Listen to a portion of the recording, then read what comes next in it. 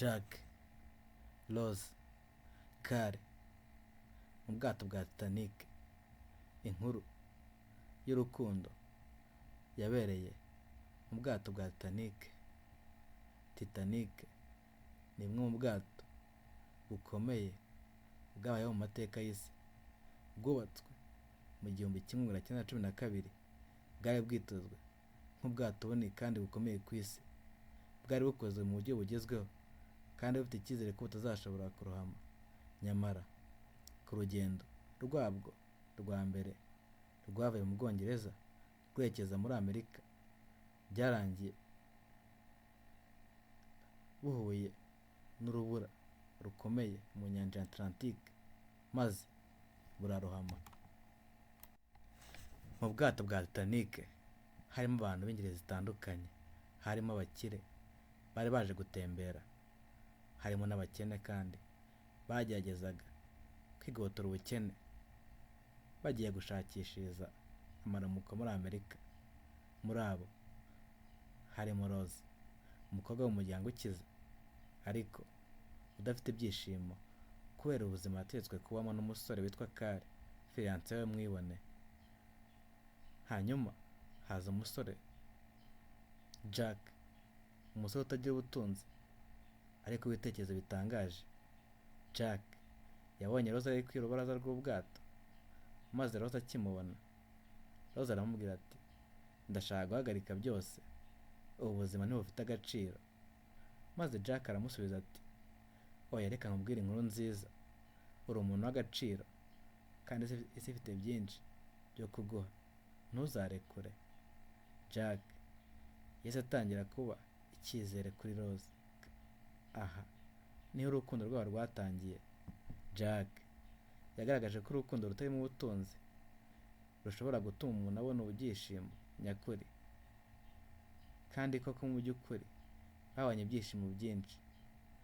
Hari igihe kidasanzwe cyagaragaye ubwo Rose yagize ati, ndi kuguruka, ubwo Jack yamufashe akamwereka ko ari uw'agaciro. Jack yigishije Rose kuramba. Jack yabwiye Rose ati, ubuzima ntabwo ari ibya zahabu cyangwa ifeza. Ubuzima ni ukuba mu bwigenge, ni ugukora ibituma umutima wawe unezerwa. Maze Rose aramusubiza ati, ibyo mvuga cyangwa nkora biri mu maboko y'abandi, ariko we Jack umpaye amahitamo mashya. Kare, fiancé wa Rose, yakomeje kuba inzitizi mu rukundo rwa Jack na Rose. Yarwanaga kugira ngo akomeze gutwara Rose nk'umutungo we. Kare abwira Rose ati, uyu musore ni umutekamutwe kandi wowe ufite byinshi byo gutakaza, ibitekerezo bye nta gaciro bigira. Rose aramusubiza ati, ibyo bita ubutunzi ntabwo ari iby'ukuri. Jack yamaye ibyo nashakaga iteka, yamaye ubwigenge n'ibyishimo.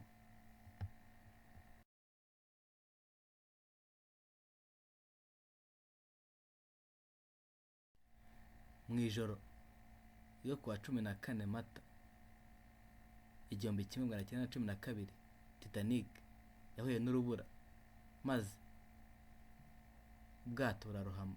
Jack, Rose bagerageje kugumana, ariko Kare ku rundi ruhande yageragezaga kwirengera, ariko mu by'ukuri ntacyo yamariye Rose.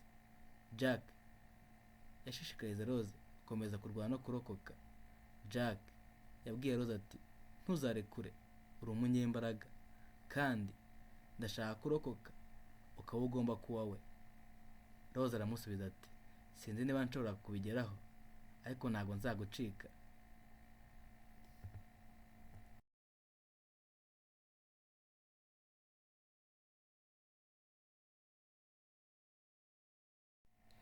Nyuma yo kurama k'ubwato, Jack yatanze ubuzima bwe kugira ngo Rose agire icyizere cyo gukomeza kubaho. Amagambo ye azahora yibuka mu rukundo rwabo. Rose yabwiye Jack ati, Jack, ndashaka kurengera.